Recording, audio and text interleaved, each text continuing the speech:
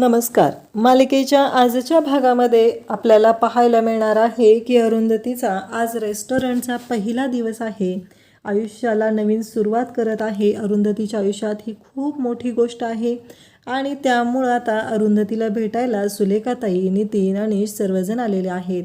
सुलेखाताईंनी अन्नपूर्णेची मूर्ती आणलेली आहे आणि त्या अरुंधतीला ती देतात आणि म्हणतात की हे घे अरुंधती, आमच्या अन्नपूर्णेसाठी ही दुसरी अन्नपूर्णा, असं त्या म्हणत आहेत. त्यावेळेस अरुंधती म्हणते की खरंच खूप बरं वाटतंय, तुम्ही सगळेजण आलात, मला खूप बरं वाटत आहे, असं ती म्हणत असते. मला ना खरंच दडपण आलं आहे, मला झेपेल का, मला जमेल का, असं ती सांगत असते. तेव्हा सुलेखाताई म्हणतात की का नाही जमणार, सगळं जमणार आहे तुला, काळजी नको करू, असं म्हणत त्या अन्नपूर्णेची जी मूर्ती आहे ती अरुंधतीला देतात आणि अरुंधतीला नवीन आयुष्याला सुरुवात करायला सांगतात. अरुंधतीला सांगत असतात की काळजी करू नको, सगळं व्यवस्थित होणार आहे, काहीही झालं तरी आमच्या सगळ्यांचे आशीर्वाद तुझ्या पाठीशी आहेत. अरुंधती पण म्हणत असते की हो. अरुंधतीला पण खूप छान वाटतं. सुलेखाताई भेटायला आलेल्या आहेत, त्यांच्या दोघींमधले गैरसमज जवळजवळ मिटलेले आहेत.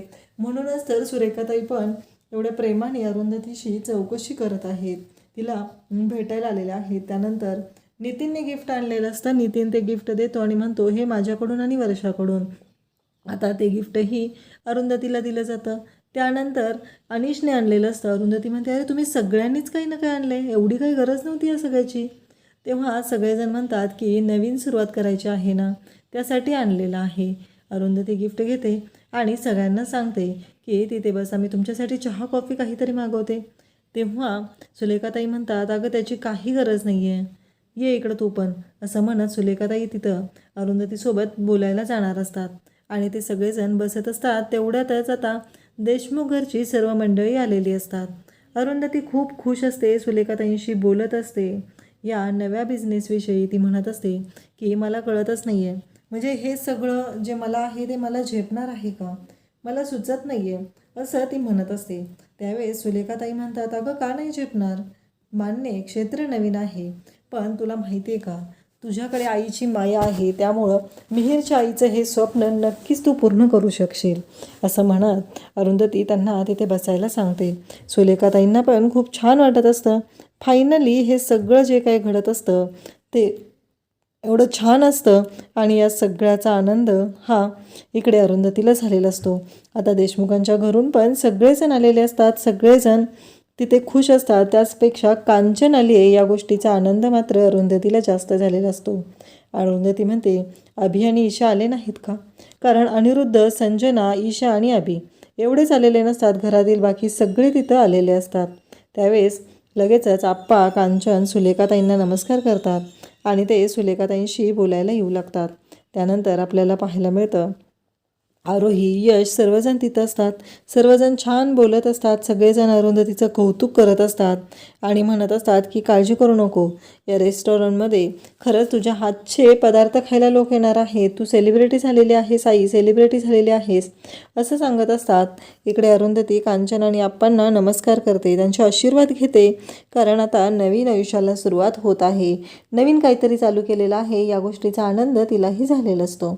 इकडे मग अरुंधती घरातील म्हणजे त्या रेस्टॉरंटमधील सगळ्यांची ओळख करून देत असते, सगळ्यांना सांगत असते आणि त्याचबरोबर तिचं असं म्हणणं असतं की हे सगळे या घरातले शेफ आहेत आणि या सगळ्यांची ओळख करून देते, मॅनेजरची ओळख करून देते. त्याचबरोबर तिचं असं म्हणणं असतं की काहीही झालं तरी हे सगळं मिहीरचं कुटुंब आहे, हे सगळे खूप आनंदाने इथे राहत असतात, असं अरुंधतीचं म्हणणं असतं. सगळ्यांची ओळख करून देते, इकडे सुलेखाताईंशीही ओळख करून देते आणि त्यानंतर आपल्याला पाहायला मिळतं की इकडे सगळेजण बसलेले असतात. तेव्हा अरुंधतीला त्याचबरोबर इकडे अरुंधतीला नितीन सांगत असतो की अरुंधती गाणं सोडू नकोस. अरुंधती म्हणते की नाही सोडणार, गाणं माझा जीव आहे, जीव. आणि ज्याला अनिरुद्ध इकडे त्या गोष्टींना आशुतोषने मला माझ्यातला कॉन्फिडन्स परत आणलेला आहे. हे सगळं पाहायला आशुतोष हवे होते, त्यांना खरंच खूप छान वाटलं असतं, असं म्हणत अरुंधतीच्या डोळ्यात पाणी आलेलं असतं. एकतर कोणी आलेलं नाही, म्हणजेच ईशा आणि अभि आलेले नाही, त्या गोष्टीचा तिला खूपच राग आलेला असतो, म्हणण्यापेक्षाही वाईट वाटलेलं असतं. कारण आपलीच मुलं आहेत आणि ती अशी राहतात, फटकून राहतात, ही गोष्ट तिला सहन होत नाही.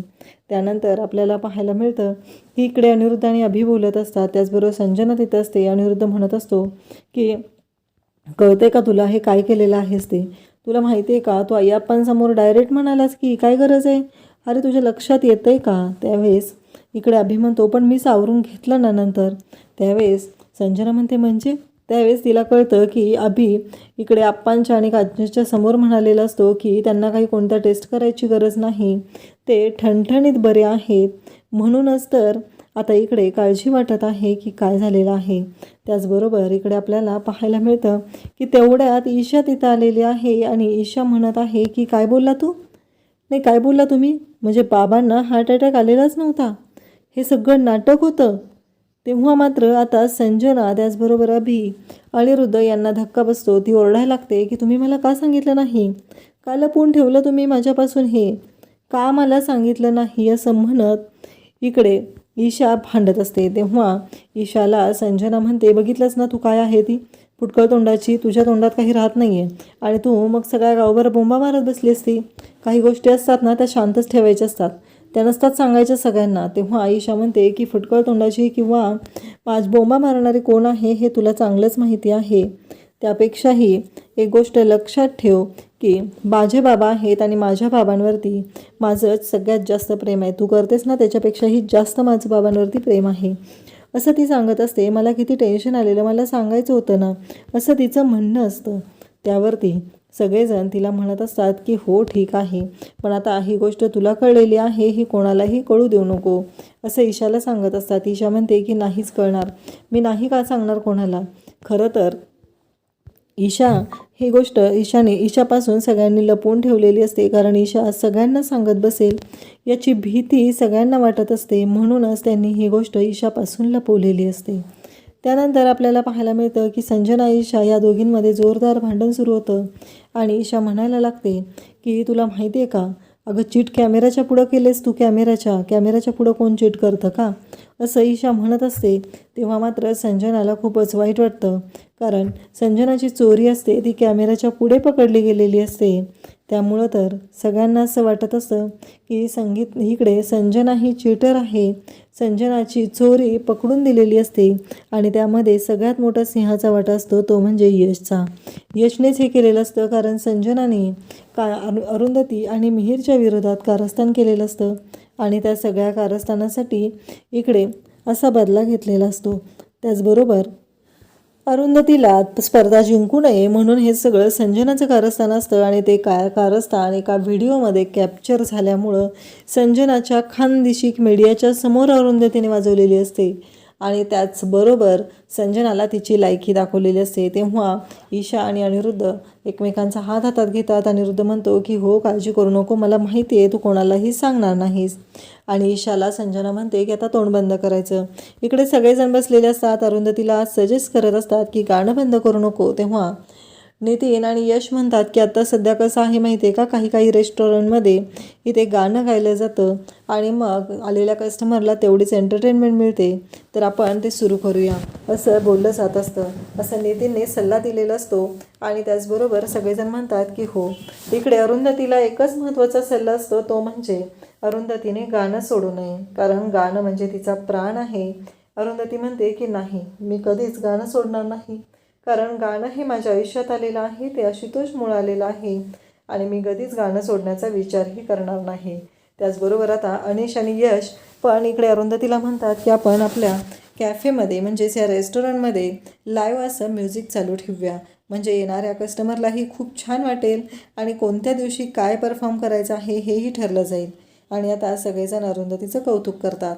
म्हणजेच रेस्टॉरंटबरोबर आता म्हणजे तिथे मेजवानीबरोबर आपल्याला पाहायला मिळणार आहे ती म्हणजे इकडे अरुंधती, यश आणि अनिश यांच्या गाण्याची मैफिल. त्यामुळं येणारे कस्टमर तर जाम खुश होणार आहेत, हे आपल्याला इथे पाहायला मिळत आहे.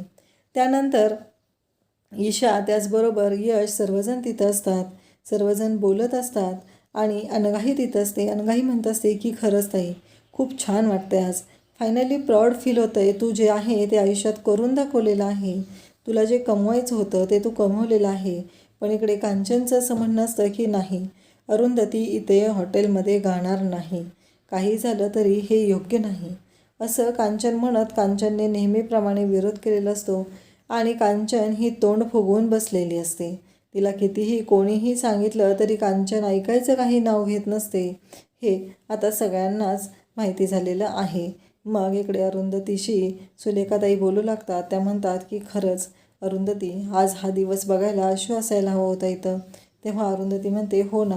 अरुंधतीला पण तेच वाटत असतं. त्याचबरोबर अरुंधती आणि सुलेखाताई यांच्या डोळ्यात पाणी आलेलं असतं. त्या दोघीजणी एकमेकींना म्हणत असतात. अरुंधती म्हणते की सुलेखाताई, तुम्ही एकट्या नाही आहेत, मी आहे तुमच्यासोबत आणि कायम असणार आहे. आशुतोष पण आपल्यासोबत आहेत असं म्हणत त्या दोघीही रडू लागतात. खरं तर त्यांना दोघींना पण खूपच वाईट वाटत असतं, कारण हे सगळं जे काही घडलेलं आहे ते इतकं भयानक आहे. आशूच्या आठवणी प्रत्येकाच्या मनात आहेत आणि त्याहीपेक्षा अरुंधती आणि सुलेखाताईंना त्या आठवणी जास्त जाणवत आहेत, कारण आशुतोष हा त्यांच्या दोघींबरोबरच जास्त वेळ होता. अरुंधतीपेक्षाही सुलेखाताईंबरोबर आशुतोष जास्त वेळ होता, त्यामुळे त्यांना त्या गोष्टींचा खूपच त्रास होत आहे. सुलेखाताई रडत असतात. अरुंधती म्हणते रडू नका, मी आहे तुमच्याबरोबर, मी आहे तुमच्या पाठीशी कायमस्वरूपी आहे, त्यामुळं तुम्ही काळजी करू नका, सगळं काय ते व्यवस्थित होणार आहे असं म्हणत दोघीजणी एकमेकींना मिठी मारतात आणि ढसाढसा रडू लागतात. त्यानंतर आपल्याला पाहायला मिळतं की इकडे कांचन त्याचबरोबर आप्पाही बसलेले असतात. अरुंधती आणि सुलेखाताई या दोघी एकमेकींना आधार देत असतात, कारण त्यांच्या आयुष्यात जी घडामोड घडून गेलेली आहे त्या सगळ्याचा त्रास होत असतो आणि त्या सगळ्याच्या त्रासातून मार्ग काढायचा असतो. आणि आता फायनली त्या दोघीजणी एकत्र आलेल्या असतात. अरुंधतीने सुलेखाताईंना सांगितलेलं असतं, काहीही झालं तरी मी तुमची साथ कधीच सोडणार नाही, मी कायमस्वरूपी तुमच्याबरोबर असेल, तुमच्या पाठीशी असेल, तुम्हाला आधार देण्यासाठी मी असणार आहे. त्याचबरोबर आता सगळेजण जाऊ लागतात आणि इकडे अरुंधती, यश, अनिश आणि ऑफिसमधला स्टाफ तिथं असतो. मॅनेजर तिथे येतात आणि सांगू लागतात की उद्याचा मेनू ठरवायचा आहे. तेव्हा अरुंधती म्हणते की मिहिरनं ते ठरवलं असेल ना. तेव्हा अरुंधतीला मॅनेजर सांगतात की आपल्याकडे ना अशी पद्धत आहे की त्या दिवशी एक नवीन पदार्थ केला जातो आणि त्यावरती आपला मेनू ठरतो. असं सांगितल्यानंतर आपल्याला पाहायला मिळतं यश आणि तिथं आलेले असतात. अरुंधती गांगरून जाते. तेव्हा त्यांचा एक एम्प्लॉई म्हणतो की मॅडम, असं ही रेस्ट आम्हाला इथून निघायला थोडाच वेळ राहिलेला आहे, तर मला काय वाटतं तुम्ही काय ते लवकरात आवरा आणि सांगा. तेव्हा अरुंधती म्हणते की काय आहे. तेव्हा तिथं असलेली जी शेफ आहे ती म्हणते की काय चाललं तुझं, आपण हे पकडूनच चाललेलं असतो की आपल्याला 1 तास लेट होणार आहे, मग कशाला एवढा गोंधळ घालत आहे असं ती त्याला म्हणत असते. तेव्हा यश आणि अनिश दोघंही अरुंधतीला समजून सांगू लागतात. ते म्हणू लागतात की आता असा विचार नको करूस, कारण काहीही झालं तरी तुला हे सगळं झेपणार आहे आई, तू घाबरून जाऊ नकोस, आम्ही सगळेजण आहोत ना इथे. तर ते समजून सांगत आहेत. हे जेव्हा अरुंधतीच्या लक्षात येतं त्याचबरोबर अरुंधती म्हणते की ठीक आहे. मग आता काही गोडाऊनमध्ये कामं आहेत, त्यासाठी मॅनेजर एका स्टाफला घेऊन गेलेला असतो आणि आता बाकीच्या सगळ्या कोणत्या गोष्टी कुठे लावायच्या आहेत ते अरुंधती आता सांगत असते. आणि त्याचबरोबर सर्वजण ऐकत असतात. उद्याचा मेनू काय आहे ते अरुंधतीला विचारत असतात. तेव्हा ती जी शेफ आहे ती म्हणते की मॅडम काळजी करू नका, मी सांगतो तुम्हाला कसं आहे ते. तेव्हा अरुंधती म्हणते की थँक्यू. ती इतकी नम्रपणे बोलत असते. त्याचबरोबर तिलाही खूपच छान वाटत असतं आणि तिचं असं म्हणणं असतं की काहीही झालं तरी हा आपला स्टाफ आहे, आपण यांच्याशी व्यवस्थितच वागायचं आहे असं अरुंधतीचं म्हणणं असतं. अरुंधती ही स्टाफबरोबर खरंच खूपच छान वागत आहे. सगळ्यांच्या मनातली भीती हळूहळू संपत चाललेली आहे. सगळेजण खुश होत आहेत आणि त्याचबरोबर यश आणि अनिशही सांगत आहेत की काळजी करू नका, इथे सगळं व्यवस्थित होणार आहे, तुम्ही तिला समजून सांगा, तिला गोष्टी कळतील, मग ती मॅनेज करायला शिकेल असं यश आणि अनिश सांगत आहेत. ते अरुंधतीला म्हणत आहेत की तुझं चालू ठेव काम, बघ आम्ही आहोत इथे, आम्ही गाण्याची तयारी करतोय असं त्यांनी सांगितलेलं असतं. आणि त्याचबरोबर हे सगळं घडत असतं तेव्हा सगळेच जण तिथे असतात आणि मग यश आणि अनिश म्हणतात की आम्ही गाण्याची प्रॅक्टिस करतोय, आमचा परफॉर्मन्स हा आता सॅटरडे आणि संडेला असणार आहे, तेव्हा अरुंधतीला पण छान वाटत असतं. आता अरुंधतीला सांगितलं जातं की आपला मेनू असतो फायनल, पण नवीन काही डिश ॲड करायचे असेल तर त्या याच्यामध्ये केले जातात, त्याचं ब्रीफ काढलं जातं आणि मगच सगळं फायनल होतं. तेव्हा अरुंधती आणि यश म्हणतात की काळजी करू नका, सगळं व्यवस्थित होणार आहे. अरुंधतीला पण सगळेजण आधार देत आहेत. अरुंधती लॅपटॉप उघडून बसलेली आहे. आजची कॅश जमा झालेली आहे, ती कॅश आणि ऑनलाईन पेमेंटचे डिटेल्सही अरुंधतीकडे दिलेले आहेत आणि सांगितलेलं आहे की ही कॅश जी आहे ती मिहीर सर घरी घेऊन जायचे. इकडे यश आणि अनिश यांचं गाणं सुरू आहे. दोघंही खुश आहेत. काही झालं तरी त्या दोघांनाही तेवढाच आनंद झालेला आहे आणि मन उधाण वाऱ्याचे हे गाणं अनिश गात आहे, यश त्याच्याबरोबर आहे आणि त्या दोघांची चांगलीच मैफिल रंगलेली आहे. दोघंही खुश आनंदात ते गाणं गात आहेत. अरुंधती पण आता तिचं काम व्यवस्थित समजून घेत आहे. त्यानंतर घरी आल्यानंतर आरोही ही यशला विचारत असते की यश, मला सांगशील का नक्की काय झालं? कारण मी आणि अनघा तिथून लवकर निघून आलो, कारण घरी जानकीकडे लक्ष दे. मग यश आरोहीला सांगतो की प्रत्येक सॅटर्डे संडे मी आणि अनिश तिथे परफॉर्म करणार आहोत आणि आमच्याबरोबर आईही गाण्यामध्ये जॉईन करणार आहे. तेव्हा आरोहीला खूप छान वाटतं. आरोही यशला म्हणत असते, खरंच ही खूप छान आयडिया आहे आणि तुम्ही केली तर ती चांगलीच वर्क होईल. त्याचबरोबर आई खूप खुश होते, पण आई विचारत होती की अभि आणि ईशा का आले नाहीत. या गोष्टीचा आईला खूपच वाईट वाटलेलं आहे असं यश सांगत असतो. तेवढ्यात अभि तिथे येतो आणि अभि म्हणतो की कामात आहेस का रे यश? तेव्हा यश म्हणतो की नाही आणि मग अभि म्हणतो की मला तुझ्याशी थोडं बोलायचं आहे. तेव्हा यश म्हणतो हां बोल ना. मग अभि हा यशशी बोलू लागतो. तो सांगू लागतो की माझा एक मित्र आहे, त्याला ना तुझ्या स्टुडिओमध्ये यायचं आहे. तेव्हा यश इकडे म्हणतो की काय काम आहे का त्याचं, का त्याला माहिती हवी आहे असं तो विचारतो. तेव्हा अभि म्हणतो की नाही, त्याला ना काम शोधायचं आहे आणि त्यासाठी त्याने हा पर्याय निवडलेला आहे आणि मग तुमच्या स्टुडिओमध्ये त्याला येऊ दे असं तो सांगत असतो. तेव्हा लगेचच अभिला यश सांगतो की हो, काहीच प्रॉब्लेम नाही. त्यानंतर आपल्याला पाहायला मिळतं की यश हा अभिच्या जवळ जातो आणि अभिला विचारू लागतो की नक्की तुझ्या मनात काय आहे? आज आई एवढी तुझ्यासाठी आणि ईशासाठी आस लावून बसलेली होती. तुलाही किती मोठ्या संकटातून आईनं बाहेर काढलेलं आहे, पण तू पण मूर्खासारखे निर्णय घेत असतो असं म्हणत तो अभिला ओरडतो. त्याचवेळी अभि तिथून निघून जातो आणि त्याचबरोबर इकडे आपल्याला पाहायला मिळतं की यश आणि ईशा बोलत आहेत. ते म्हणत आहेत की काहीही झालं तरी जे काय आहे ते आपल्याला आईसोबतच राहायचं आहे. त्याने आई किती चांगली आहे, आईनं तुला या संकटातून बाहेर काढलं नसतं तर आज तुझी अवस्था काय झाली असती. या सगळ्याबद्दल अभि हा अरुच्या रेस्टॉरंटमध्ये आलेला आहे आणि अरुंधतीला सांगत आहे की मला जॉब हवा आहे, मला काम हवं आहे. त्यावरती अरुंधती त्याला म्हणते की पण तू कोणतं काम करशील? तेव्हा तो म्हणतो की आई, तू कोणतं काम देशील ते काम मी करायला तयार आहे. आणि इकडे आपल्याला पाहायला मिळतं की तेवढ्यात त्याला संजनाचा कॉल आलेला आहे. म्हणजे अरुंधतीचं रेस्टॉरंट तो उद्ध्वस्त करण्यासाठी संजनाने त्याला पाठवलेला आहे आणि तो फुल प्लॅन प्रूफ तिथं आलेला आहे. अशाच अपडेटसाठी चॅनलला सबस्क्राईब करा. थँक्यू.